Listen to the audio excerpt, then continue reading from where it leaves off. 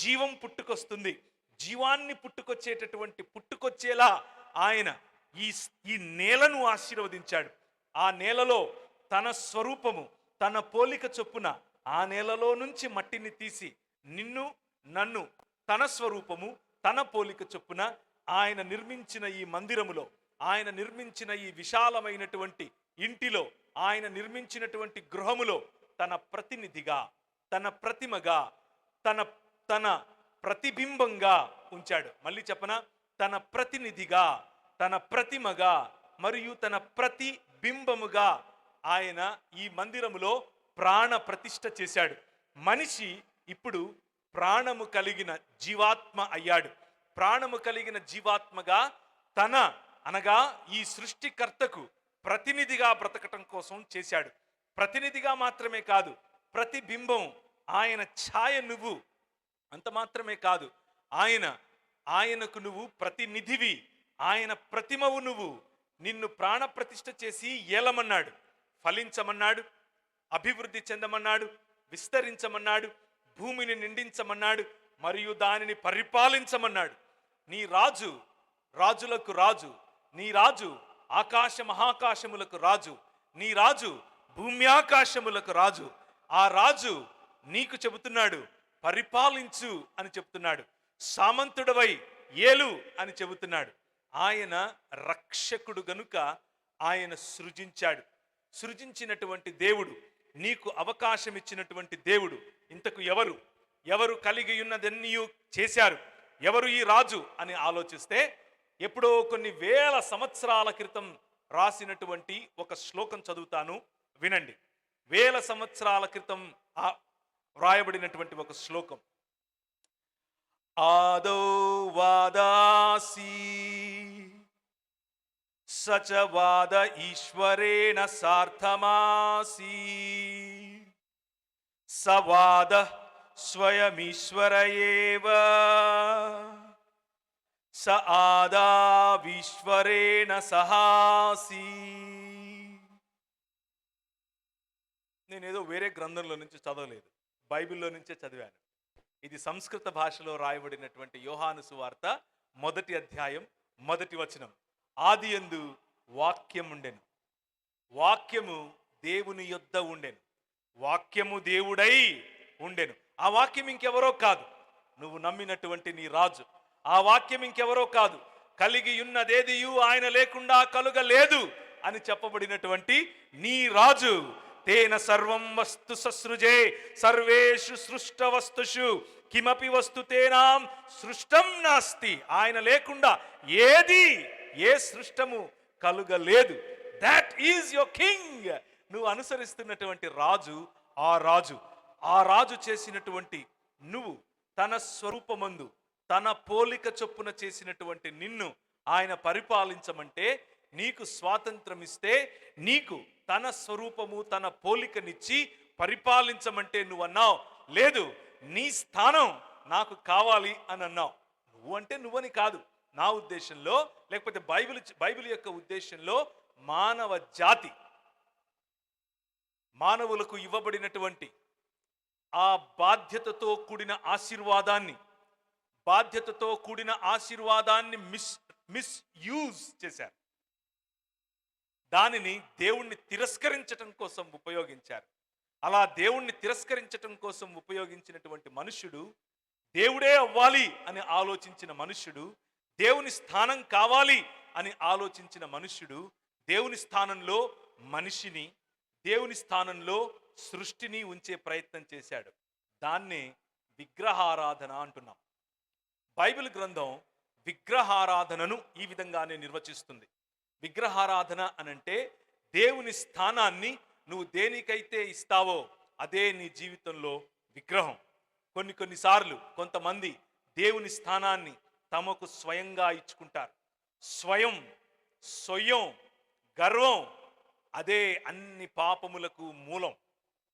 దేవుని స్థానాన్ని కోరుకునేటటువంటి మనుష్య జాతి అటు దేవుడు కాలేకపోయింది, ఇటు మనిషిగా బ్రతకలేకపోయింది. దాన్నే పశుప్రాయం అని అంటారు. పశువుల వలె మారటం, సృష్టిపైన ఆధీనం, లేకపోతే సృష్టిపైన అధికారం చేయాల్సినటువంటి మనిషి సృష్టికి అధీనుడయ్యాడు. సృష్టికి దాసుడయ్యాడు, సృష్టికి బానిస అయ్యాడు. అలా బానిసత్వంలో బ్రతుకుతున్న మనిషిని విడిపించాలి. అలా బానిసత్వంలో బ్రతుకుతున్నటువంటి మనిషిని బయటికి రమ్మనాలి. నేలను బయటికి తీసినటువంటి దేవుడు ఇప్పుడు ఆ మనిషిని చూస్తే మనిషి జీవితంలో అంతా సకలం సర్వం పాపముతో నిండుకొని ఉంది. ఆయన చూశాడు మనిషి ఆలోచనలోని, ఊహలోని, ఏమంటావు, తలంపులలోని, ఆలోచనలోని, చెప్పండి, సర్వం కేవలం ఎల్లప్పుడూ చెడ్డది. మనిషిని దేవుడు చూస్తే మనిషి పతన స్థితిలోనికి వెళ్ళిపోయాడు. కారణం, మనిషి యొక్క పిలుపుకున్న ప్రధాన లక్ష్యం ఏమిటి? ప్రధాన లక్ష్యం ఏమిటి అనంటే, మనిషికి ఇవ్వబడినటువంటి ప్రధాన లక్ష్యం మనిషిగా బ్రతకటం. ఇందులో గొప్ప మర్మం ఏమైనా ఉందా? లేదు. మనిషిని ఏం చేశాడు దేవుడు? మనిషిగా చేశాడు. కానీ మనిషి మనిషిగా బ్రతకకుండా దేవుడు అవుతాను అని అనుకున్నాడు. మైకుగా ఉండకుండా టీవీ అవుతాను అనుకుంటే ఎలా పనిచేయదో, అలాగే మనిషి మనిషిగా కాకుండా దేవుడు అవుతాను అనంటే కూడా పని చేయడు. తన గమ్యాన్ని కోల్పోయాడు. తన గమ్యాన్ని కోల్పోవటాన్నే హమర్తీయ అన్నారు, లేకపోతే పాపము అన్నారు. బైబిల్ పాపాన్ని ఇలాగే నిర్వచిస్తుంది. బైబిల్లో పాపం యొక్క అర్థం ఇదే. దేవుడు నిన్ను మనిషిగా ఉండమని చేశాడు, నువ్వు మనిషిగా బ్రతకలేకపోతున్నావు. అదే నువ్వు చేసిన పాపం. నువ్వు దేవుడుగా ఉండకోరి మనిషిగా ఉండలేకపోతున్నావు. సంబంధాల్లో సమస్యలు, మనిషికి మనిషికి మధ్య సంబంధంలో సమస్యలు, దేవునికి మనిషికి మధ్య ఉన్న సంబంధంలో సమస్య. మనిషి మెల్లిమెల్లిగా వ్యవస్థలను ఏర్పరచుకోవటం మొదలుపెట్టాడు. ఆ వ్యవస్థలలో కులం, మతం, నగరం, ఇంతవరకు చెప్పాను కదా. మంచి వరి చుట్టూ వరి పండుతూ ఉంటే చక్కటి గ్రామంలో బ్రతకాల్సినటువంటి మీరు మెల్లిమెల్లిగా నగరవాస్తవులు అవుతున్నారు. కయ్యూను పాపం చేసి హేబేలును చంపిన తరువాత తన ఇంటి నుంచి దూరంగా వెళ్ళిపోయి ఒక నగర నిర్మాణం చేశాడు. ఎందుకు ఆ నగరం? గొప్ప గొప్ప ఇళ్ళుంటాయి, పెద్ద పెద్ద ఇళ్ళుంటాయి, 20 అంతస్తులు, 30 అంతస్తులు, 40 అంతస్తులు, 100 అంతస్తులు. కానీ పక్కింటోడు పేరు తెలియదు, ఎదురింటోడు పేరు తెలియదు. ఒకే బిల్డింగ్లో 1000 మంది ఉంటారు, కానీ ఒంటరితనం. కట్టుకున్న గోడలు ఎవరి నుంచి ఎవరు కాపాడుకోవటానికి? మనిషి నుంచి మనిషిని కాపాడుకోవటానికి. మనిషి నుంచి మనిషిని కాపాడుకోవటానికి మనిషి ఏర్పరచుకున్నటువంటి వ్యవస్థలే నగరాలు, నాగరికతలు. నగరాలు, నాగరికతల రూపంలో మనిషి కొమ్ములు పెంచుకున్నాడు. మనిషి విర్రవీగాడు. ఆ విర్రవీగేటటువంటి ఆలోచనలో మనిషి నుంచి మనిషి దూరం అయ్యాడు. సంబంధాల పట్ల విలువలు కోల్పోయాడు. అక్కకు, చెల్లికి, తల్లికి, భార్యకు తేడా లేకుండా పోయింది. స్త్రీకి, పశువుకు తేడా లేకుండా పోయింది. పురుష సంయోగులయ్యాడు. స్త్రీ సంభోగులుగా స్త్రీలు మారారు. పశు సంభోగులుగా మనుషులు మారారు.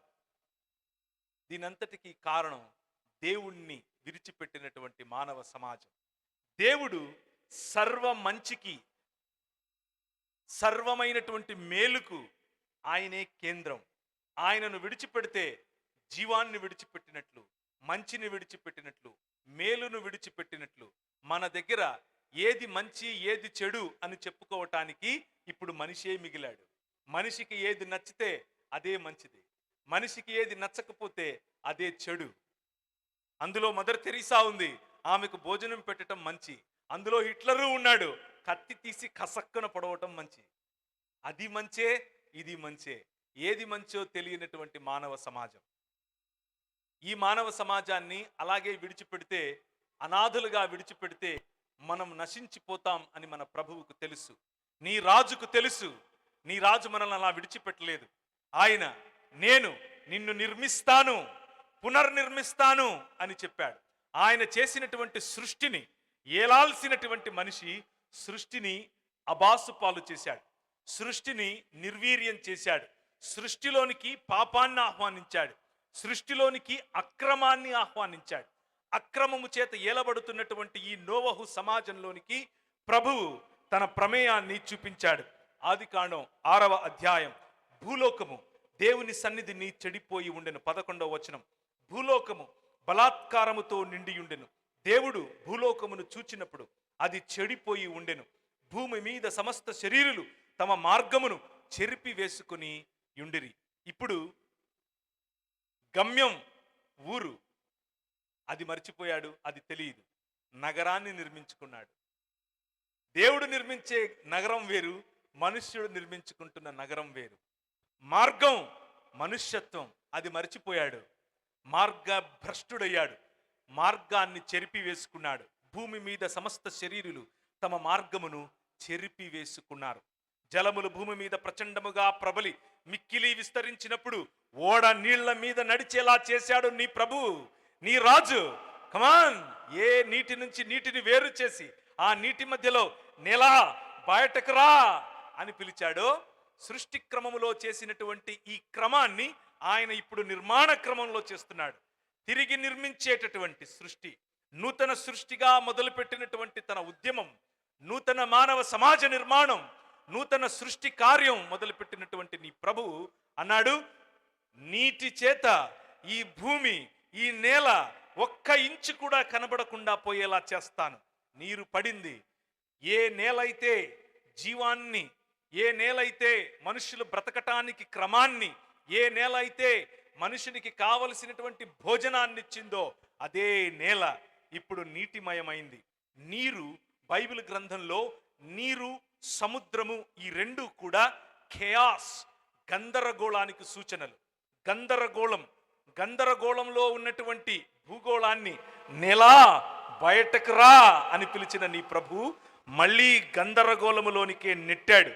గందరగోళములోనికే నెట్టి మనుషులు ఏర్పరచుకున్నటువంటి వ్యవస్థలు, మనుషులు ఏర్పరచుకున్నటువంటి వారి సమాజాలు, మనుషుల పతనావస్థ నుంచి వారిని తిరిగి నూతన సృష్టిగా చేసేటటువంటి ఒక అద్భుతమైనటువంటి కార్యాన్ని మొదలుపెట్టాడు.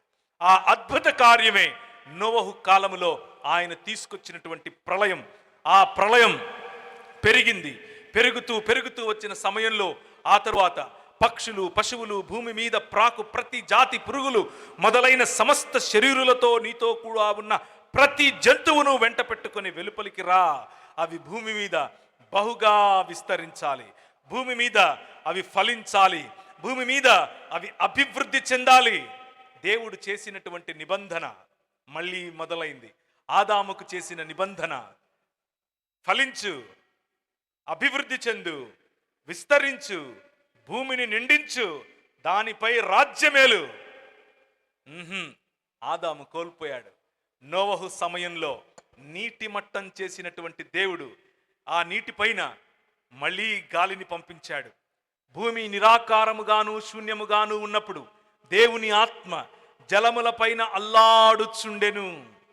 జలములపైన అల్లాడుచుండెను అన్నప్పుడు వాడిన పదం, హెబ్రీ పదానికి అర్థం, కోడి ఏ విధంగా అయితే తను పెట్టిన గుడ్లపైన కూర్చుని పొదుగుతుందో అలా పరిశుద్ధాత్మ దేవుడు తను చేసినటువంటి సృష్టిలో క్రమాన్ని పొదగటానికి, క్రమాన్ని తీసుకుని రావటానికి ఈ సృష్టిని పొదిగే పని చేస్తున్నాడు. అలా పొదిగే పని చేస్తున్నటువంటి ఆత్మదేవుని యొక్క పర్యవసానమైనటువంటి సృష్టిలో మానవుడు అక్రమాన్ని ఆహ్వానించాడు. అక్రమాన్ని ఆహ్వానించినటువంటి మానవుడి వాడి చేతి నుంచి, వాడి ఆటోనమీ నుంచి విడిపించటానికి ఐ యామ్ ద కింగ్ అన్నాడు నీ రాజు. నీటి చేత నేలను నీటి మట్టం చేశాడు. ఇప్పుడు గాలి, మళ్ళీ పరిశుద్ధాత్మ దేవుని యొక్క శక్తి, ఆయన పొదిగేటటువంటి నూతన సృష్టి కార్యం, అందులో నుండి మళ్ళీ ఒలీవల మొక్క, మళ్ళీ చిగురించినటువంటి భూమి, నూతన సృష్టి కార్యం మళ్ళీ మొదలైంది. చిగురించినటువంటి ఆ మొక్క నేలను చూపింది. నేల బయటకు రా అంటే మళ్ళీ నేల బయటకు వచ్చింది. పైనున్న జలముల నుంచి క్రిందున్న జలములను వేరు చేసినటువంటి నీ సృష్టికర్త అయిన దేవుడు ఇక్కడున్న జలములతో నింపేసినటువంటి నీ భూమిని మళ్ళీ గాలి చేత దాన్ని ఆర్పివేసి ఇప్పుడు నిర్మాణమును మొదలుపెట్టాడు. నేనే నీ నిర్మాణకుడిని, నేనే నీ సృష్టికర్తను. అంతటితో ఆగాడా? నో, నేనే నిన్ను విమోచించి ఉన్నాను. ఆ ప్రభువు, ఆ పిల్లలు పెరిగారు, అభివృద్ధి చెందారు, విస్తరించారు, భూమిని నిండించారు. మళ్ళీ నాగరికతలు, మళ్ళీ నగరాలు, నగరాలు మొదలయ్యాయి. ఆ నగరాలకు కేంద్రం ఇప్పుడు మెసొపొటేమియా అనేటటువంటి సామ్రాజ్యం. పెద్ద రాజ్యం, ప్రపంచమెరిగినటువంటి అతిపెద్ద రాజ్యాలలో ఒకటి. ప్రపంచమెరిగినటువంటి మొట్టమొదటి బలిష్టమైన నాగరికతల్లో మొట్టమొదటి నాగరికత మెసొపొటేమియా నాగరికత. ఆ నాగరికతలో ప్రజలు విస్తరిస్తున్నారు, ప్రబలుతున్నారు, బలవంతులవుతున్నారు, విగ్రహములు ఏర్పరచుకున్నారు, వారి సొంత వ్యవస్థలు మళ్ళీ ఏర్పరచుకున్నారు. మనిషి నుంచి మనిషి దూరం అవటం, సమాజముల నుంచి సమాజములు దూరం అవటం, భాషల నుంచి భాషలు దూరం అవటం, కుటుంబాల నుంచి కుటుంబాలు దూరం అవటం, ఇలా ఒకటి తర్వాత ఒకటి, ఒకటి తర్వాత ఒకటి ప్రజలు దూరం అవటం. నాగరికతల పేరుతో, విస్తరిస్తున్న పేరుతో, అభివృద్ధి చెందుతున్న పేరుతో, అభివృద్ధి అన్నది అవతలి వాడిని తొక్కేయటం అని నిర్ణయించుకున్నారు. అభివృద్ధి అంటే అవతలి వాడిపైన, లేకపోతే సృష్టి మనపైన రాజ్యం చేయటం అని నిర్ణయించుకున్నారు. ఈ అభివృద్ధి ఈరోజు గనక మనం చూస్తే ఎంత అభివృద్ధి ఉంది అనంటే, మన జైళ్లలో ముఖ్యంగా ఎస్సీ, ఎస్టీ, ఓబీసీ మరియు మైనారిటీలకు చెందినటువంటి పిల్లలు 2000 రూపాయలు కడితే బెయిల్ వస్తుంది. కానీ 2000 కట్టడానికి వాళ్ళ దగ్గర 2000 లేవు. ఒక అప్లికేషన్ ఫామ్ 225 రూపాయలు, అది కట్టడానికి లేక 2 సంవత్సరాల నుంచి అక్కడే మగ్గుతున్నటువంటి అభివృద్ధి. మనిషి కట్టే అభివృద్ధి ఇలాగే ఉంటుంది. మనిషి ఏర్పరచుకునేటటువంటి సిస్టమ్స్ ఇలాగే ఉంటాయి.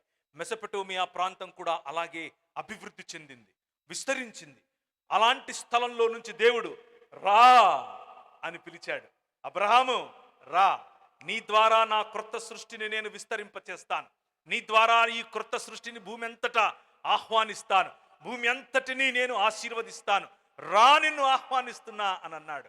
నీ రాజు పిలిచిన పిలుపుకు తన ఇంటిని, తన ఇంటి వారిని, తన రాజ్యాన్ని ఆయన విడిచి ఇంకొక క్రొత్త రాజ్య నిర్మాణం కోసం నా నిర్మాణకుడైనటువంటి నా దేవుడు పిలుస్తున్నాడు అని కాలు ముందుకు వేశాడు అబ్రహాం. ఆయన పిల్లలు, ఆయన పిల్లల పిల్లలు, పిల్లల పిల్లల పిల్లలు ఆయనతో ముందే చెప్పాడు, 400 పైచిలుకు సంవత్సరాలు నీ పిల్లలు ఇక్కడ, ఇదిగో ఇంకొక నాగరికత, మనుష్యులు ఏర్పరచుకుంటున్నటువంటి ఇంకొక నాగరికత, మనుష్యుల వ్యవస్థలు పరిడవిల్లేటటువంటి ఇంకొక నాగరికత. ఒక నాగరికతను నువ్వు చూశావు, దాని యొక్క చరమాంకంలో నువ్వు ఉన్నావు, దాని యొక్క ఎపిటోమ్ శిఖరాగ్రంలో కూర్చుని ఉన్నావు, గొప్ప నాయకుడిగా ఉన్నావు, గొప్ప ధనవంతుడిగా ఉన్నావు. కానీ నీ పిల్లలు, నీ పిల్లల పిల్లలు ఇంకొక నాగరికతను చూడబోతున్నారు.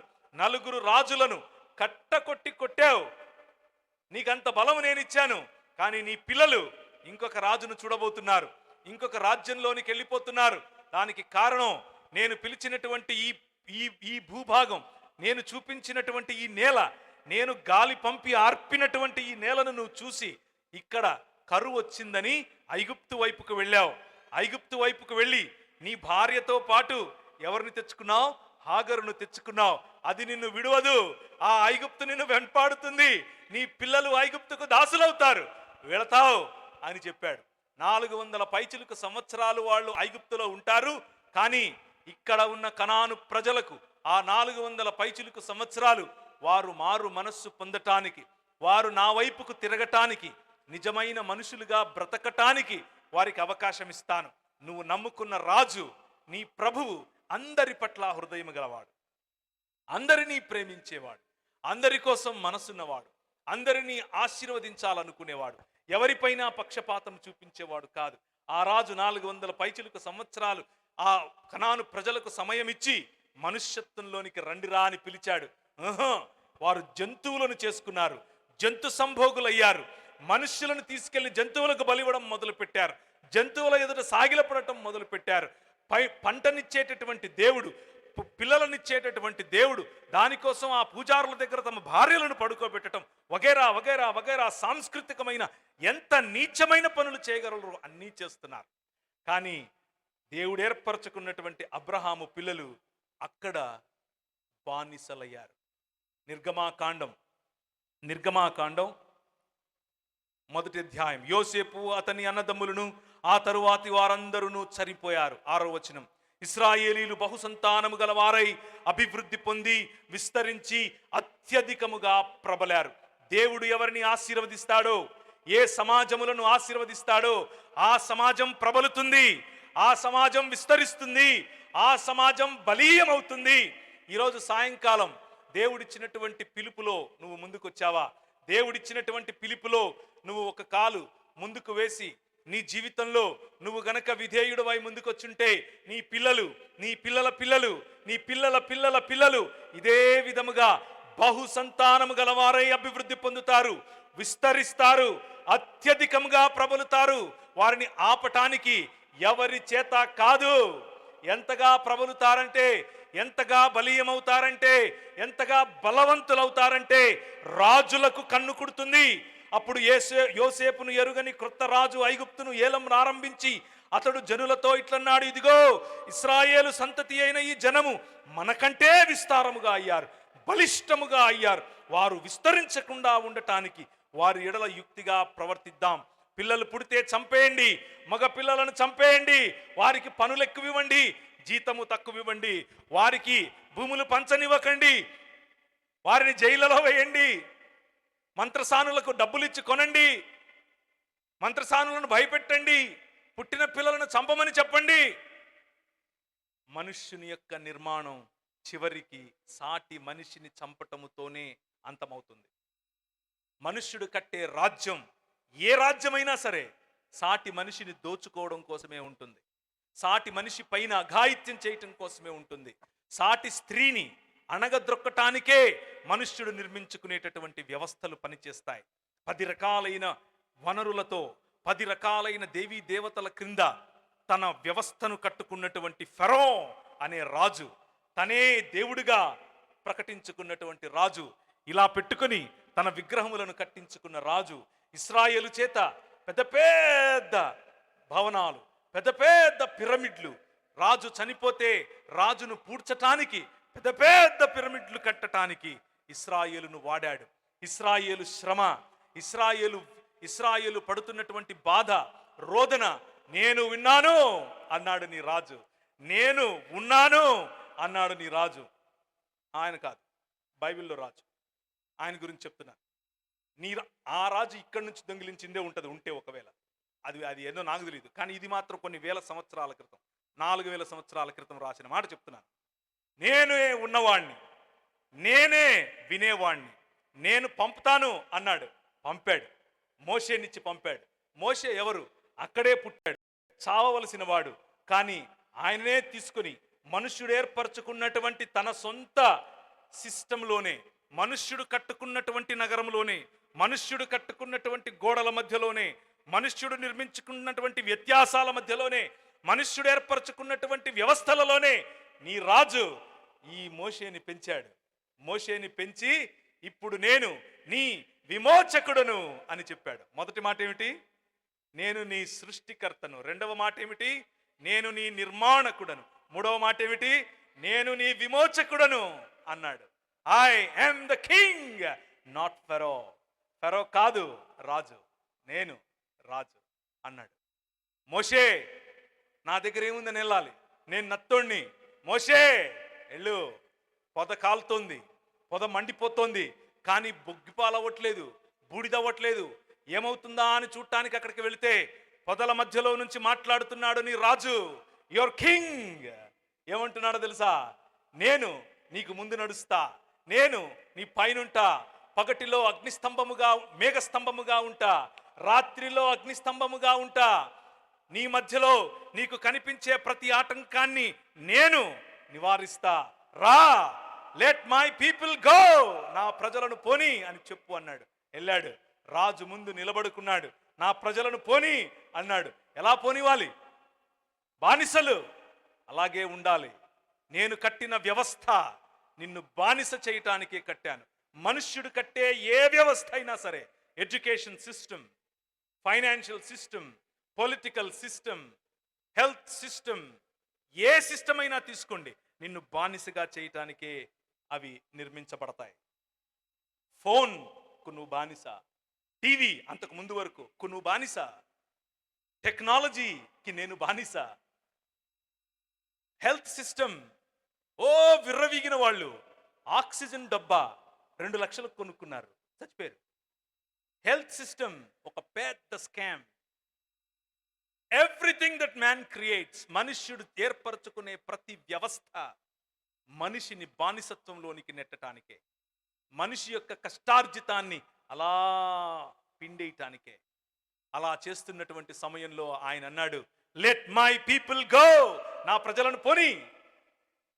చివరికి 10 రకాలైనటువంటి దేవీ దేవతలు, 10 రకాలైనటువంటి ఈ వ్యవస్థలు, ఆ వ్యవస్థల కింద నలుగుతున్నటువంటి ఇశ్రాయేలును పోనివ్వటానికి 10 రకాలైన తెగుళ్లతో ఫరో తలను వంచాడు, ఫరో కొమ్ములు విరిచాడు, ఫరో యొక్క వ్యవస్థను నిర్వీర్యం చేశాడు. నీ రాజు, your king is more powerful than any systems of this world. ఈ ప్రపంచంలో ఉన్న ప్రతి వ్యవస్థ పైన రాజు, నీ రాజు, నువ్వు నమ్మిన రాజు. దీన్ని కంటిన్యూ చేయటానికి ముందు ఒక మాట అడుగుతాను. కూర్చున్న వాళ్ళల్లో ఎవరైనా, లైవ్లో చూస్తున్న వాళ్ళల్లో, లేకపోతే మైకుల ద్వారా వింటున్న వాళ్ళకి ఈ రాజు అసలు తెలుసా? ఈ రాజు పేరు విన్నారా? ఈ రాజుతో పరిచయం ఉందా? నువ్వు క్రైస్తవ మతంలో పుట్టిండొచ్చు. మతం ఒక వ్యవస్థే, నిన్ను బానిసని చేస్తుంది.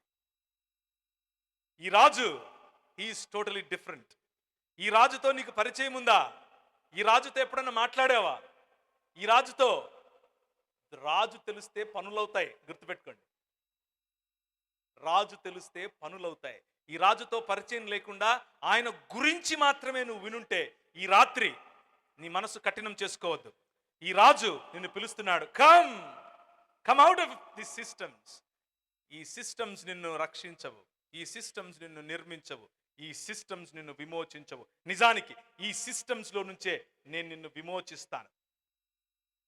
బయటకు వచ్చారు, రాత్రికి రాత్రి ఏం చేయాలి?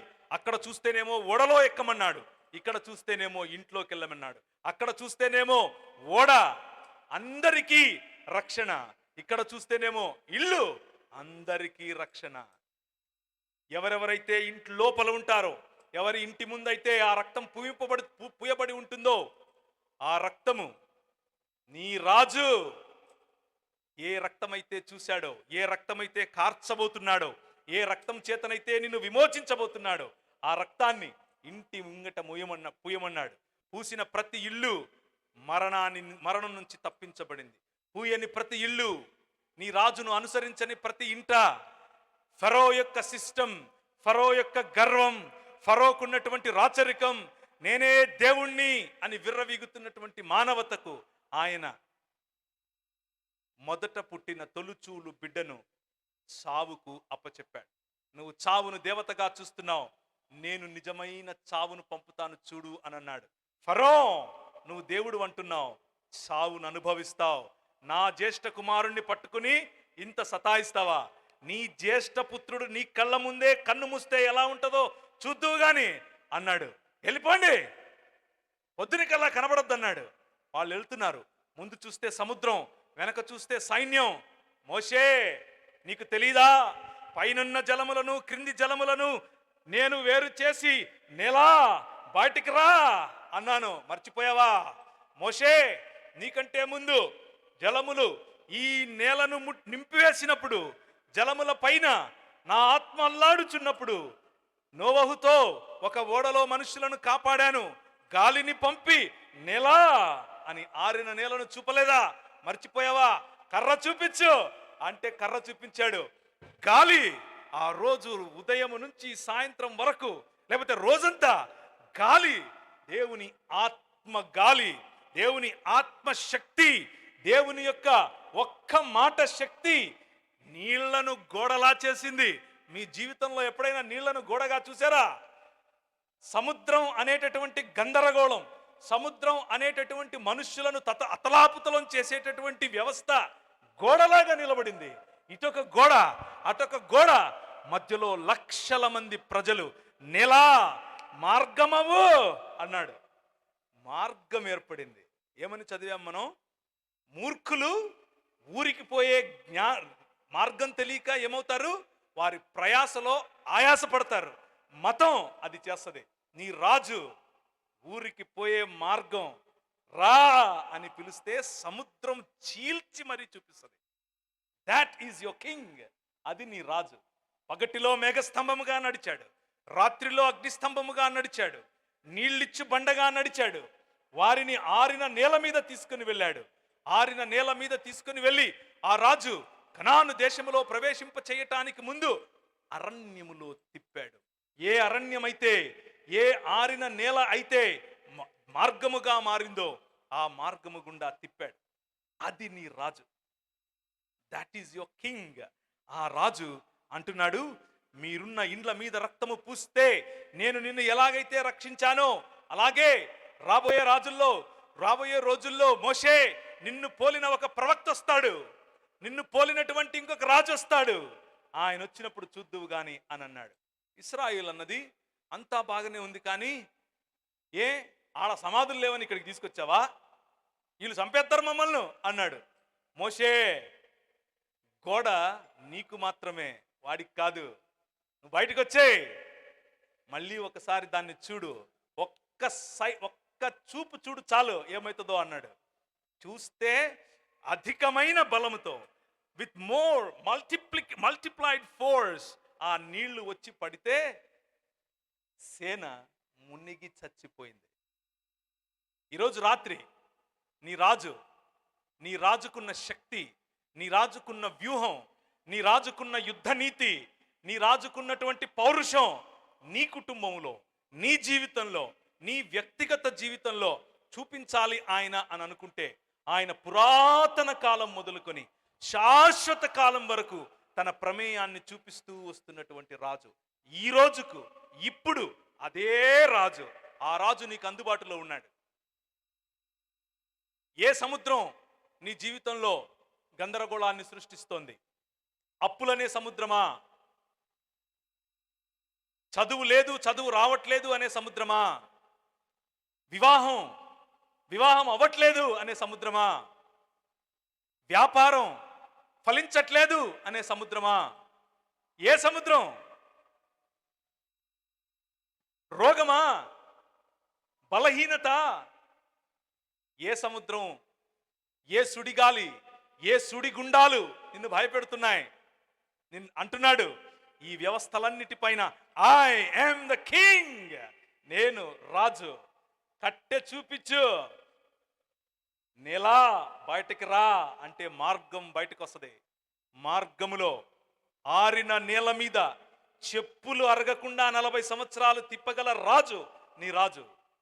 నువ్వు కట్టుకున్న బట్టలో నూలు పోగు ఎప్పటికీ మాసిపోకుండా తిప్పగల రాజు నీ రాజు. చిరిగిపోకుండా తిప్పగల రాజు నీ రాజు. That is your king. పరిచయం ఉందా ఆయనతో నీకు? That's the question. అదే ప్రశ్న. ఆయనతో పరిచయం ఉందా అంటే, నాకు తెలుసండి, యేసుప్రభు ఉన్నాడండి, మరియకు పుట్టాడండి, వచ్చాడండి, సిలువెక్కాడండి, నేను పరలోకం పోతానండి, ఇంతే తెలుసా? అక్కడే ఆగావా? లెట్ మీ ఇన్వైట్ యూ, నిన్ను పిలవనివ్వు. Let me invite you to a larger context. ఒక విశాలమైనటువంటి దేవుని రాజ్యం, ఆయన నిర్మించేటటువంటి దేవుని రాజ్యం, ఆ నిర్మాణంలోనికి విమోచించి పిలుస్తున్నటువంటి దేవుని ప్రజలు, ఆ ప్రజలలో నువ్వు ఒకటవుతావా? ఈరోజు రాత్రి నీ సుడిగుండాలను ఆర్పగల, నీ అలలను శాంతింపచేయగల, ఆ అలల మధ్యలో నుంచి నెలా బయటికి రా అంటే మార్గముగా రాగల సృష్టి ఆయన మాటకు విలువిస్తుంది. సృష్టి ఆయన మాటకు తలొగ్గుతుంది. నిన్ను ఆయనను పోలిన వాడిగా చేయటానికి, తలగా మార్చటానికి పిలుస్తున్నాడు. Is there anybody sitting here that doesn't know this king? ఈ రాజు తెలియని వారు, ఈ రాజుతో పరిచయం లేని వారు, ఈ రాజు గురించి చదివి ఉంటారు, బైబిల్లో అక్కడ ఇక్కడ బల్లగుద్దే ప్రసంగాలు వినుంటారు, కానీ మనసులో ఆయనకి కనెక్షన్ లేదు. ఆ కనెక్షన్ లేకపోతే, ఇంకా ఆ రాజు స్వరం వినకపోతే, ఇంకా ఆ రాజుతో చేయి కలిపి yes I will work for you, నీతో కలిసి పనిచేస్తా అని ఇంకా నిర్ణయం తీసుకోకుండా ఉంటే, ఈరోజు రాత్రి లెట్ మీ కాల్ యూ, రా. నేల దారి వలె, మార్గము వలె సిద్ధంగా ఉంది, నువ్వు నడిచిపోవటమే.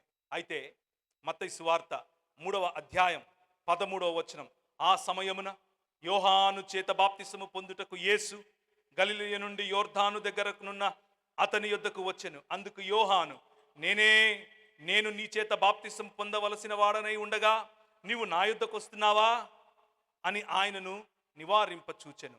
యేసు ఇప్పటికి కానిమ్ము, నీతి యావత్తు ఇలాగు నెరవేర్చుటకు మనకు తగియున్నది అని అతనికి ఉత్తరమిచ్చెను గనుక అతడు అలాగు కానిచ్చెను. యేసు బాప్తిసము పొందిన వెంటనే నీళ్లలో నుండి ఒడ్డుకు వచ్చెను. ఇదిగో ఆకాశము తెరవబడెను, దేవుని ఆత్మ పావురము వలె దిగి తన మీద వచ్చుట చూచెను. మరియు ఇదిగో ఈయనే నా ప్రియ కుమారుడు, ఈయన యందు నేను ఆనందించుచున్నానని ఒక శబ్దము ఆకాశము నుండి వచ్చెను. పైనున్న నీళ్లలో నుండి కిందనున్న నీళ్లను వేరు చేసి సృష్టికర్త అయ్యాడు నీ రాజు. నీళ్ల చేత భూమిని కప్పి గాలితో దానిని ఆర్పేలా చేసి నేల బయటకు రా అంటే నేల బయటకు వచ్చింది. నిర్మాణకుడయ్యాడు నీ రాజు. నీరు, సైన్యం రెండిట్లో ఏది ఎన్నుకొని చచ్చిపోదాం అని ఆలోచిస్తూ ఉంటే గాలిని పంపి, పరిశుద్ధాత్మ శక్తిని పంపి, గోడవలే నీటిని నిలబెట్టి నేలా మార్గంకా అంటే మార్గమైంది. అలా నీ రాజు విమోచించాడు. ఇప్పుడు నీ రాజు రక్షించటానికి స్వయంగా నీటిలో నుంచి బయటకు వస్తున్నాడు. ఒకసారి ఇమాజిన్ చేసుకుంటారా? నీళ్లు, ఆ నీళ్లలో నుంచి ఒక శరీరం, ఒక సువర్ణ రంగులో ఉన్న శరీరం, చక్కటి శరీరం, ఆ దానిపైన ఏ మచ్చ లేదు, దానిపైన ఏ డాగు లేదు, ఒక 30 ఏళ్ల కుర్రోడి శరీరం. ఆ శరీరం నీళ్లను ఇలా కదుల్చుకుంటూ పైకి లేస్తే పైనుంచి ఏ ఆత్మ అయితే జలముల పైన అల్లాడుచుండెను అన్నానో, సృష్టిలో క్రమాన్ని తీసుకుని రావటానికి అల్లాడుచుండెను అన్నాను, ఏ ఆత్మ అయితే నోవహు కాలములో నీటిని ఆవిరిగా మార్చి నేలను బయటకు తీసుకుని వచ్చిందో, ఏ ఆత్మ అయితే మోషే సమయంలో నీటిని గోడగా నిలబెట్టి ఆరిన నేల మీద ప్రజలను నడిపించాడో, ఆ ఆత్మ పావురము వలె దిగి రావటం.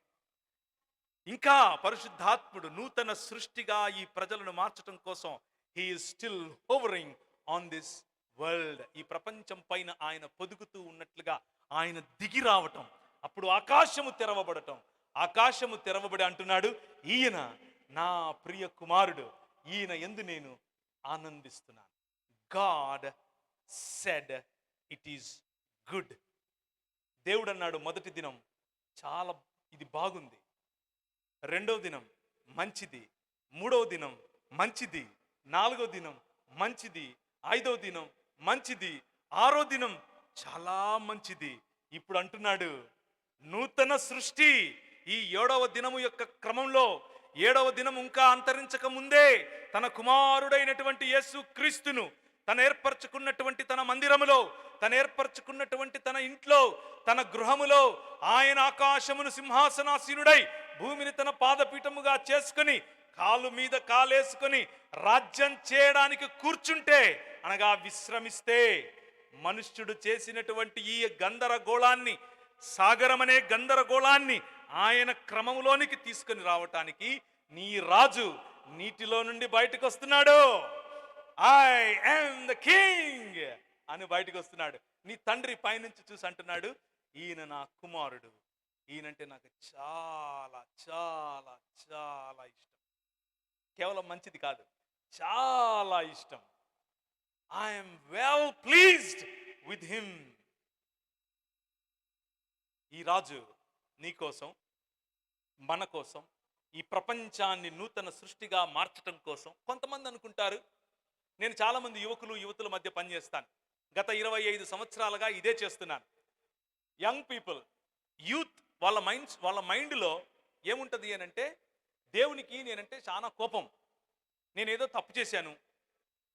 యూతే కాదు, చాలామందిలో ఇదే ఉంటుంది. నేనంటే కోపం, ఎందుకంటే నేను తప్పు చేశాను, నేను పాపిని, నేను ఫలానా, నేను ఇది, నేను అది. కాబట్టి దేవుడు కత్తి పట్టుకుని రెడీగా ఉన్నాడు, ఎప్పుడెప్పుడు వేసేద్దామా అని చెప్పి. పైన 2 తందూరీలు పెట్టాడు, 2 సలసల కాగే నూనె గోళాలు పెట్టాడు. ఇక్కడ నువ్వు ఎప్పుడెప్పుడు సస్తావా, ఎప్పుడెప్పుడు తీసుకెళ్ళి అక్కడ వేద్దామా అని రెడీగా శాడిస్ట్ లాగా చూస్తున్నాడు. కానీ యేసుప్రభు చాలా మంచోడు. ఆయన వచ్చి ఈయన కోపమంతా తన మీద వేసేసుకుని నన్ను ఎక్కడికి పంపాడు? పరలోకం పంపాడు. ఆయన ఎక్కడికి వెళ్ళాడు? నూనెలో పడ్డాడు. ఆయన గొంతు తెగింది, నేను పరలోకం వెళ్ళిపోయాను. This is how we present gospel. ఇలా అనుకుంటారు చాలా మంది. But that is not what Bible says. Bible చెప్పేది అది కాదు. నీ నీ దేవుడికి నువ్వంటే చాలా ఇష్టం. కోపం కాదు, ఇష్టం, ప్రేమ. దేవుడు లోకమును ఎంతో ప్రేమిస్తాడు. He loves you so much. ఎంత ప్రేమిస్తాడు అనంటే తన కుమారుణ్ణి కూడా పంపిస్తాడు. తన కుమారుడు సశరీరధారి అయి మనుష్యుల మధ్యకు వచ్చి, ఆ రాజు సశరీరధారి అయి మనుష్యుల మధ్యకు వచ్చి కృపా సత్య సంపూర్ణుడిగా మనుష్యులను ఉద్ధరించటానికి, భూమి ఆకాశములను ఐక్యపరచటానికి, మనుష్యులలో తన స్వరూపము చొప్పున, తన పోలిక చొప్పున మనుష్యులను రూపాంతరము చెందించటానికి, తిరిగి ఈ భూమి ఒక నగరముగా మారటానికి. నగరమా? ఇంతవరకు చెప్పావు నగరాలంటే మనుషులకు మధ్యలో భేదాలన్నావు, అసలు పక్కింటోడు పేరు తెలియదన్నావు, పెద్ద పెద్ద టవర్లు కట్టుకుంటాం కానీ సంస్కృతి తెలియదన్నావు, నాగరికతలు అన్నావు. మరి ఇదేమిటి? ఒకసారి 21వ అధ్యాయం ప్రకటన గ్రంథం. దేవుడు సృష్టిస్తున్నటువంటి నూతన సృష్టి, దేవుడు చేస్తున్నటువంటి నూతన సృష్టి. ఆ నూతన సృష్టిలో ఏం జరగబోతోంది? భూమి ఆకాశములు నూతనముగా మారుతున్నాయి. రేపు దీని గురించి ఎక్కువగా చూద్దాం. ఈరోజు కేవలం ఇంట్రొడక్షన్ మాత్రమే. This is just an introduction. రేపు దీని గురించిన వివరణ చెప్తాను. ఇదిగో క్రొత్త ఆకాశము క్రొత్త భూమి. 21వ అధ్యాయం మొదటి ఇదిగో నేను క్రొత్త ఆకాశమును క్రొత్త భూమిని చూచితిని. మొదటి ఆకాశము మొదటి భూమి గతించిపోయెను, సముద్రమిక లేదు.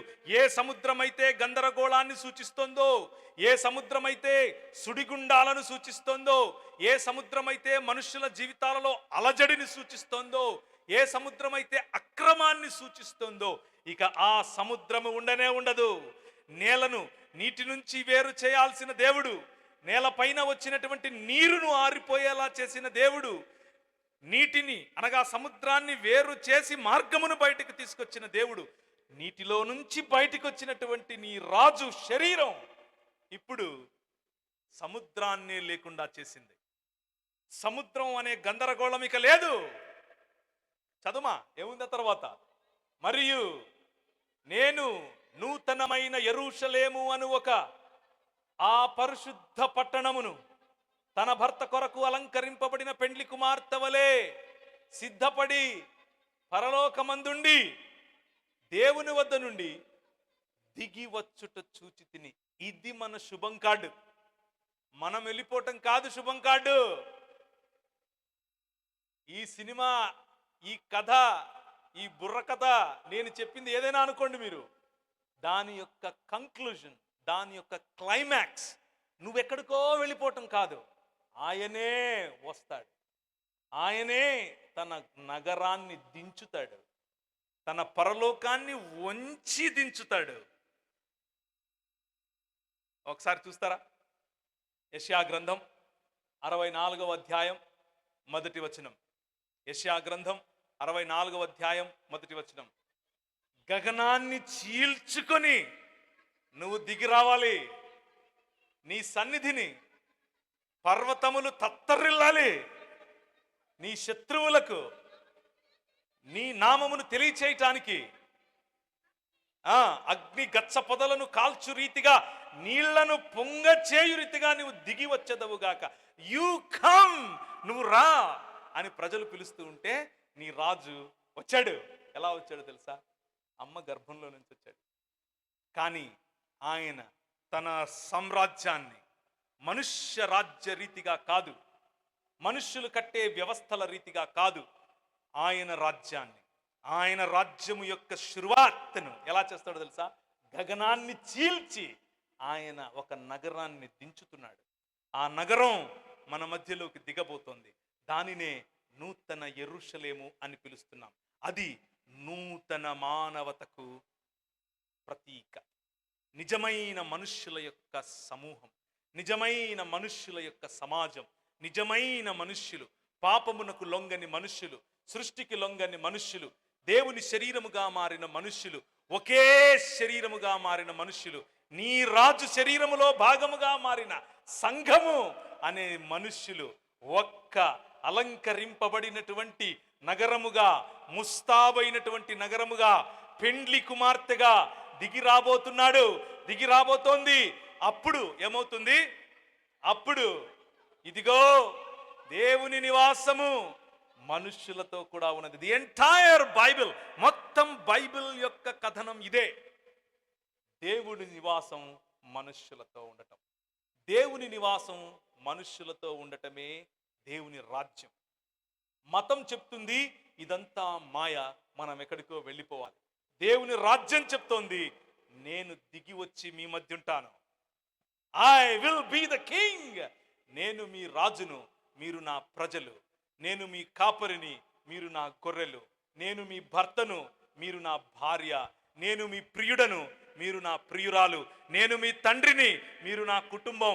నేను మీ రాజును, నువ్వు నా ప్రజలు.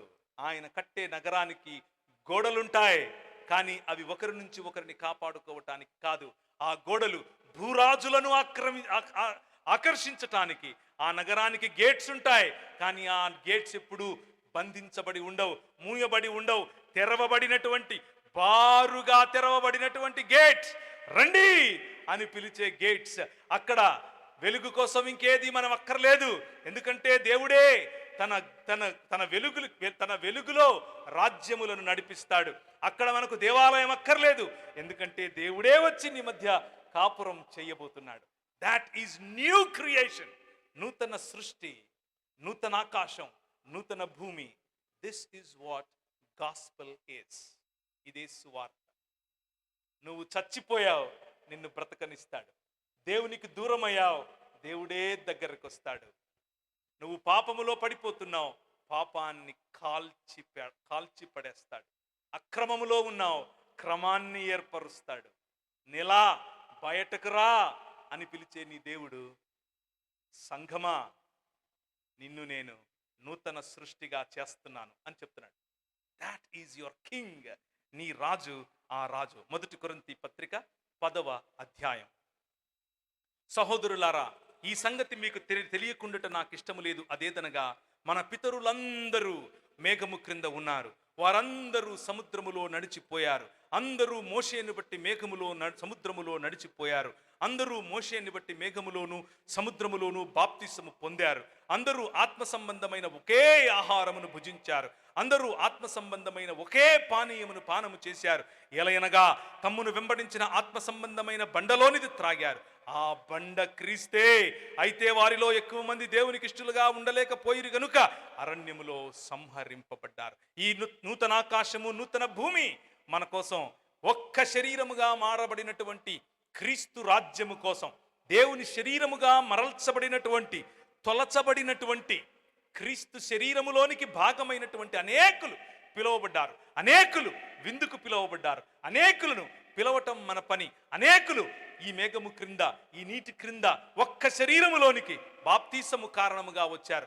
కూర్చున్న వారిలో స్థానిక సంఘములో, స్థానిక సంఘ కాపరి చేతుల మీదుగా, స్థానిక సంఘ పెద్దల యొక్క ప్రార్థనల యొక్క ఫలితంగా యువకులు, యువతులు, కూర్చున్నవారు, పెద్దవారు బాప్తిసము అనేటటువంటి విధేయత, బాప్తిసము అనేటటువంటి నూతన సృష్టి క్రమములో మొట్టమొదటి అడుగు ఎంతమంది తీసుకున్నారు? ఎంతమందికి ఇంకా ఆ ఆలోచన ఉంది? వద్దులే, మనకెందుకు, ఇది మతం అని అనుకుంటున్నారా? No no. బాప్తిసము నీ ప్రభువే, నీ రాజే స్వయంగా ఆ నీటిలో నుంచి బయటకొచ్చి నూతన సృష్టి ఎలా ఉంటుందో చూపించాడు. నీటి నుంచి నీటిని వేరు చేస్తాడు, నీటి నుంచి నేలను వేరు చేస్తాడు, సముద్రాన్ని వేరు చేసి మార్గం చూపిస్తాడు. నేనే మార్గం అని నీటిలో నుంచి బయటకు వచ్చి పిలుస్తున్నాడు. I am the way. నేనే మార్గం.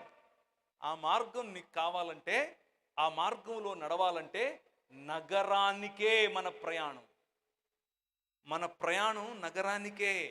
ఆ నగరానికి చేరాలంటే నీ ప్రయాస ఆయాసం కాకుండా ఉండాలి అనంటే, నువ్వు చదివినటువంటి ప్రసంగి గ్రంథంలో నేను ఎత్తుకున్న మొట్టమొదటి మాట, నీ ప్రయాస ఆయాసం కాకుండా ఉండాలంటే ఒకే ఒక్క మార్గం, నీ రాజు చేసినట్లు నీట మునిగి బయటకొచ్చి నీ రాజును పోలి జీవించటమే. నీ రాజును పోలి జీవించకపోతే అనేకులు ఏమైపోయారు? అయితే వారిలో ఎక్కువ మంది దేవునికి ఇష్టలుగా ఉండలేకపోయిరు గనుక అరణ్యములో సంహరింపబడిరి. ఆయన చంపడు, ఆయన చంపేవాడు కాదు. అరణ్యములో వీళ్ళు గొనుగుడు కార్యక్రమాలు, వీళ్ళ సనుగుడు కార్యక్రమాలు తట్టుకోలేక ఆయన కృపను కొద్ది గంటలు అలా పక్కన పెడితే తాపకరమైన సర్పములు వచ్చి కరిచి చంపాయి. నంబర్స్, సంఖ్యాకాండములో ఇది కనిపిస్తుంది. మాకు తినడానికి అబ్రామ్ కావాలి, ఇస్సాక్ కావాలి, యాకోబ్ కావాలి, ఇక్కడ మాకు దాన్ని ఏమంటారు, అల్లం లేదు, ఎల్లుల్లి లేవు, కొరకాయలు లేవు, దోసకాయలు లేవు అంటూ ఉంటే పూరేళ్ళని ఇచ్చాడు. ఎంత ఇచ్చాడంటే నోట్లో పెట్టుకుంటే ముక్కులేకి వచ్చి ఎంత ఇచ్చాడు. అలాగే రాసింది అక్కడ. వారి నాసికారంధ్రములలోకి అసహ్యమయ్యాయంట, అంత ఇస్తాడు. మతం అదే అడుగుతుంది, నాకేమిస్తావు, నాకేమిస్తావు, నాకేమిస్తావు, ఇస్తాడు. ఎంత ఇస్తాడు తెలుసా? నీకు అసహ్యం వచ్చేంత ఇస్తాడు. కానీ అక్కడితో అయిపోద్ది. మార్గం, ఊరికెళ్ళే మార్గం ఒకటే. నీ రాజే మార్గం. నీ రాజు నీటి నుంచి బయటకు వచ్చినట్లు తన శరీరములో భాగముగా నువ్వు నీటి నుంచి బయటకొచ్చి ఈ లోక మర్యాదకు చచ్చిపోయి ఈ లోకములో ఉన్న ప్రతి సిస్టమ్, ప్రతి వ్యవస్థ నుంచి బయటపడి దేవుని రాజ్య వ్యవస్థలో బ్రతకాలి అని ఏ రోజు నిర్ణయించుకుంటావో ఆ రోజు బ్రతుకుతావు. ఆ రోజు ఎప్పటికీ బ్రతుకుతావు. కరోనా నిన్ను చంపలేదు, బ్యాక్టీరియా నిన్ను చంపలేదు, నువ్వు చచ్చినా బ్రతుకుతావు. ఎప్పటికీ ఏ బ్యాక్టీరియా, ఏ వైరస్ అంటనటువంటి శరీరాన్ని 2 దినములైన తరువాత 3వ దినమున యెహోవా సముఖమందు మనము బ్రతుకున్నట్లు, రేపు మనం తీసుకోబోయే వాక్యం ఇదే. యెహోవా సముఖమందు మనము బ్రతుకున్నట్లు ఆయన మనలను జీవింప చేయును. నీ రాజు మరణాన్ని పిలిచాడు. కమాన్ రా, చూసుకుందాం, నువ్వా నేనా? మరణాన్ని చంపాడు, చంపి బయటకు వచ్చాడు. బాప్తిసము నువ్వు చచ్చిపోవటానికి, ఎప్పటికీ చచ్చిపోకుండా ఉండే నూతన శరీరానికి ఒక ప్రతీక. అది ఏకైక మార్గం. నీ రాజును అనుసరించటానికి ఏకైక మార్గం. నేను ఇక్కడ నమ్మానులే, నాకు అదెందుకు, నాకు ఇదెందుకు, సంఘం ఎందుకు, సహవాసం ఎందుకు, స్థానిక దైవజనుడితో నాకేంటి? No no no no no. దేవుని రాజ్యంలో భాగం అవ్వాలనుకుంటున్నావా? కమ్. నీతిని సంపూర్ణం చేయాలనుకుంటున్నావా? Come, be part of this fellowship. ఈ సహవాసంలో భాగం అవ్వు. ఒక్క శరీరం, విశ్వమానవ శరీరం. రేపు మాట్లాడతాను, రేపు దీని గురించి ఉంటుంది. పునరుత్థానం, విశ్వమానవ శరీరం. ఏంది కొత్త కొత్త పదాలన్నీ వాడేస్తున్నాడు, నేను ఎప్పుడు వినలేదు అనుకుంటున్నారు. అంత బైబిల్లో నుంచే చెప్తున్నా. ఇంతవరకు 1:10 నిమిషాలు అయింది, మీరెవరు ఆవులించలేదు. ఎవరన్నా ఆవులిస్తారా, ఎవరన్నా వాచ్ చూస్తారా, ఆపేద్దామని చూసుకుంటున్నాను. ఎవరు చేయట్లేదు కాబట్టి బలవంతంగా ఆపేయాల్సి వస్తుంది. ఏదేమైనా రేపు మనం చూసుకోవటానికి ముందు ఈరోజు నేను ఇచ్చే పిలుపు, మైకుల ద్వారా వింటున్నవారు, లైవ్లో చూస్తున్నవారు, ఈ ప్రాంగణంలో కూర్చున్నవారు, నీ రాజుతో నీకు పరిచయం లేదా? ఈరోజు రాత్రి ఆ రాజు నీ హృదయ తలుపులు తడుతున్నాడు. ఈ రాజును అనుసరించటానికి నువ్వు ఇంకా నీటి బాప్తిసములో నువ్వు ఈ లోకానికి చచ్చిపోయి ఆ రాజు కోసం పునరుత్థానుడయ్యాడు, నేను ఆ పునరుత్థానములో జీవించాలి అన్నటువంటి నిర్ణయం, సాక్ష్యం, పరిశుద్ధాత్మ పొందుకోవటం చేశావా లేదా? లేకపోతే నీకు ఈరోజు నేను పిలుపునిస్తున్నాను, కమ్. డినామినేషన్తో పని లేదు. నో, నీ రాజు పిలుస్తున్నాడు, నీ రాజు చేశాడు, నిన్ను చేయమంటున్నాడు. ఆయన కట్టే రాజ్యంలో భాగమవ్వమంటున్నాడు. మతంలో ఇన్నేళ్ళు బ్రతికావా? రాజ్యాన్ని అనుభవించి చూడు. ఆ రాజు ప్రతినిధిగా, ఆ రాజు ప్రతిమగా, ఆ రాజు ప్రతిబింబంగా నువ్వు బ్రతికితే ఎలా ఉంటుందో చూద్దువు గాని. నువ్వు పట్టింది బంగారం, నువ్వు చేసేది స్థిరం, నీ మాట జీవం, నీ స్పర్శ స్వస్థత. ఈరోజు రాత్రి ఈ రాజు బలహీనతలో నువ్వు వస్తే, నీ తరంగాలు, నీ అలలు, నీ సముద్రం, నీ నీళ్లు ఏంటో నాకు తెలియదు, అది అప్పై ఉండొచ్చు, రోగం అయి ఉండొచ్చు, బలహీనత అయి ఉండొచ్చు, అవమానం అయి ఉండొచ్చు, ఒంటరితనం అయి ఉండొచ్చు. కానీ నీ రాజు ఈరోజు రాత్రి నీ పైన చెయ్యి ఉంచాలనుకుంటున్నాడు, నిన్ను పట్టుకోవాలనుకుంటున్నాడు, నీతో నడవాలనుకుంటున్నాడు. నువ్వు ఆ రాజు దగ్గరకు వస్తే నీకు ఈరోజు స్వస్థత. నేనేమి స్వస్థత ప్రీచర్నేం కాదు, నేను తాకితే ఏదో అయిపోతుందని నేను చెప్పను. కానీ ఆ రాజు స్వస్థత పరిచేవాడు, ఆ రాజు స్వస్థపరుస్తాడు, ఆ రాజు అద్భుతాలు చేస్తాడు, ఆ రాజు డునామీస్ చేస్తాడు. ఆ రాజుతో పరిచయం ఈరోజు రాత్రి నువ్వు చేసుకుంటే, నీ హృదయాన్ని ఆ రాజు దగ్గరికి తీసుకొస్తే, నీ శరీరాన్ని ఆ రాజు దగ్గరికి తీసుకొని వస్తే, నీ కుటుంబాన్ని ఆ రాజు దగ్గరికి తీసుకొని వస్తే మేలు, స్వస్థత, సుభిక్షత, ఆశీర్వాదం. తలలుంచుకుంటే ప్రార్థిద్దాం. 2 నిమిషాలు ప్రభు వైపుకు చూద్దాం. దేవుడు సృష్టి కార్యములో మంచివాడు. ఆయన వైపు చూడండి.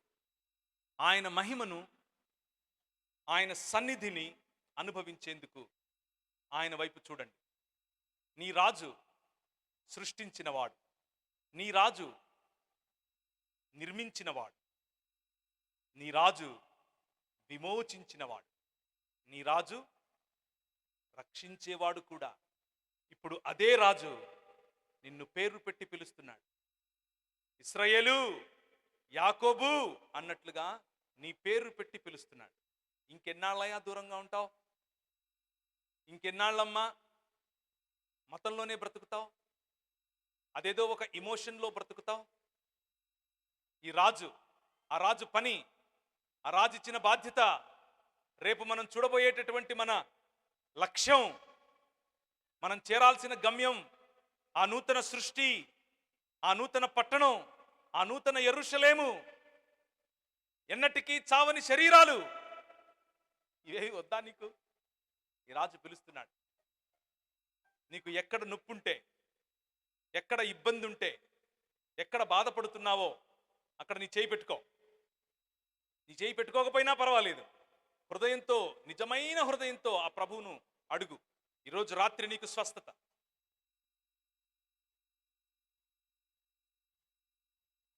Let the healing flow, my Lord.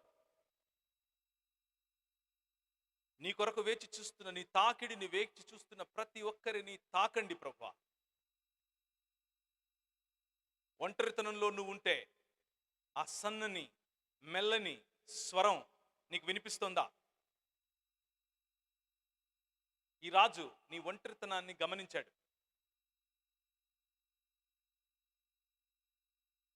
నువ్వు ఒంటరివి కాదని చెప్తున్నాడు. నీ ఆర్థిక సమస్య, అప్పులను నీ రాజు దగ్గరికి తీసుకురా. He is able. ఆయన శక్తిగల రాజు. నీటి నుంచి నీటిని వేరు చేసి, నీటి నుంచి నేలను వేరు చేసి, సముద్రంలో నుంచి మార్గమును వేరు చేసి, నీటిలో నుంచి తానే మార్గముగా బయటకు వచ్చే రాజు అప్పుల బాధ నుంచి నీకు మార్గం చూపించలేడా?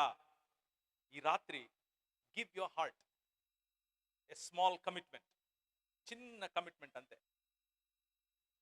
పెళ్లి గురించి బెంగ, ఉద్యోగం గురించి బెంగ, వ్యాపారం గురించి బెంగ, నీ రాజు ఆయన చెయ్యి చాచాడు.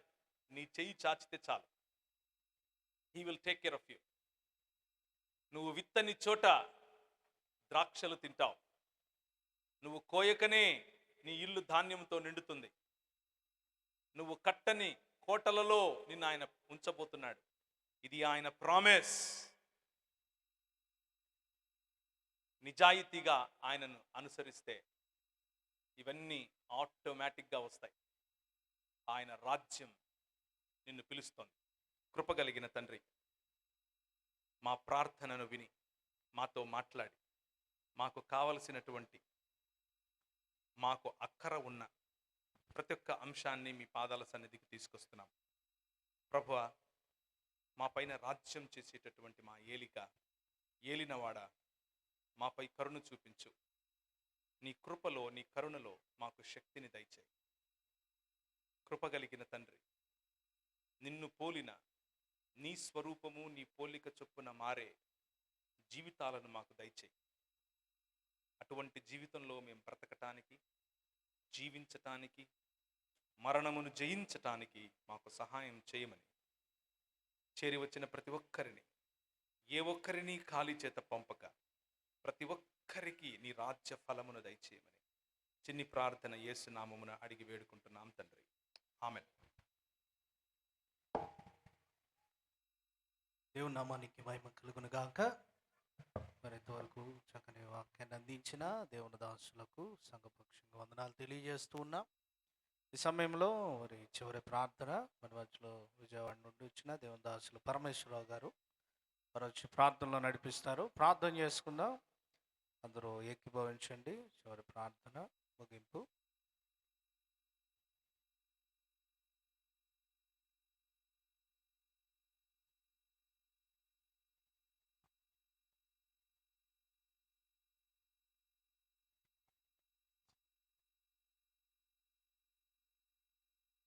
దేవుని నామం పేరిట మీ అందరికీ వందనాలు. బహుశా ఇప్పుడు ప్రేమ విందు ఎవరికి అవసరం లేదనుకుంటా. అయ్యగారు వడ్డించి తినిపించి బలపరిచారు. చక్కటి వాక్చాతుర్యంతో దేవుడు మిమ్మల్ని దీవించారు. అనేక చోట్ల మీ సందేశాలు దేవుని మాటలు వినిపించాలని సంక్షిప్తముగా బైబిల్ మొత్తాన్ని మన ముందు పెట్టారు. బహుశా ఈ ప్రసంగం యొక్క ఉద్దేశము క్రైస్తవేతరులకని నేను భావిస్తున్నాను. ఖచ్చితంగా ఇది ఫలింప చేయాలని, అనేక మందికి ఆశీర్వాదకరంగా ఉండాలని చిన్న ప్రార్థన చేద్దాం. పరిశుద్ధుడా, సర్వాధికారి, నీకు వందనాలు. నీ గొప్ప ప్రణాళికను బట్టి చిన్నయ్య గారిని ఇక్కడ లేవనెత్తి ఈ గొప్ప కార్యక్రమం చేయిస్తున్నందుకు వందనాలు. ప్రయాసతో కూడినటువంటి ఈ భారము నాయన మీరిస్తే తప్ప చేయలేము తండ్రి. అటువంటి గొప్ప భాగ్యము ఈ సంఘానికి మీరు ఇచ్చినందుకు వందనాలు. ప్రయాసపడిన ప్రతి బిడ్డను మీరు జ్ఞాపకం చేసుకోండి తండ్రి. ఇదిగో విత్తనాలు విత్తిన దైవజనుడు జ్ఞాపకం చేసుకోండి. అనేక మంది వారు విలువైన సమయాన్ని ఇక్కడ స్పెండ్ చేశారు ప్రభా, నీ కోసం నిలబడ్డారు తండ్రి. అందరినీ జ్ఞాపకం చేసుకొని దీని ఆశీస్సులతో నింపి రేపు జరగనున్న కార్యక్రమం మహిమార్థమై జరిగించమని నజరేయుడైన యేసు నామములో అడిగి వేడుకొనుచున్నాను తండ్రి. ఆమేన్. అందరికీ వందనాలు. సంవిచ్చన అయ్య గారికి వందనాలు.